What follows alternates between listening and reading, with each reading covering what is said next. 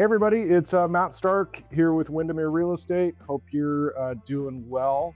I wanted to just record a quick video here. I mean, I've heard this question recently, with agents, with sellers, etc. But, what can I do if my home isn't selling right now? Because right now, about half of homes are on the market over 60 days. So there is a good portion of the homes available right now that could be set or sitting on the market and not selling at the current price that they're at. So what can a seller actually do, or what can an agent do to, affect how long it's taking and what is necessary here to generate an offer? So I always think about it like this. It always falls down into a couple of different buckets. Number one would be price. Of course, if a price gets lowered enough, there will be buyers that will come up and purchase that property. But that's not always the best way to maintain equity here for a seller. So I would say the first thing, though, is determining where is true fair market value for a property. And an honest, realistic look at, are we truly at fair market value? Are we above fair market value? Should we consider making a price adjustment down to get closer to fair market value? Or, are maybe we a little bit lower than fair market and we want to just hold at that price and just be patient? So just really determining where is fair market value for a home.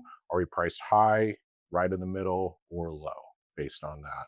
The second thing, though, that kind of comes into play with price is always going to be condition. So, does the home need some work? Is it a little beat up? Is there something intrinsic to the home that maybe would cause a buyer to choose another property, like a busy road or power lines or just something out of the seller's control?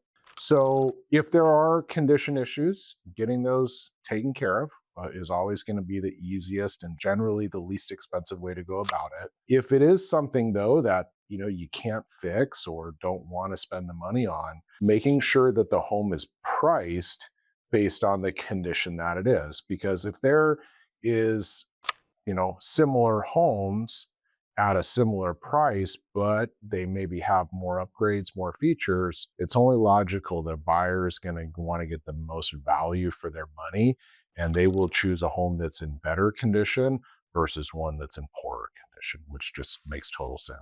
The third thing, though, here is always going to be marketing.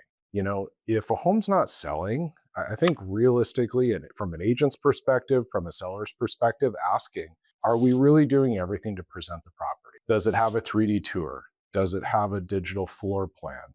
Do we have professional photography?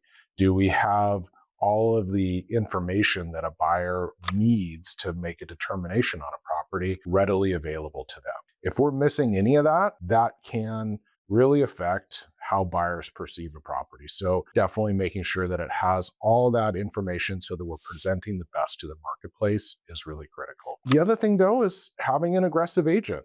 Somebody who actually knows the market, can help a seller price it effectively or determine where fair market value is, and being able to go out there, not just marketing it to the masses, but really targeting down to the buyers, the agents that are active and that match with this property at this current time, and being able to market directly to them, along with the active agents in the marketplace, having the database of people that are actually selling homes to remarket to, as well as a company's internal database, such as Windermere.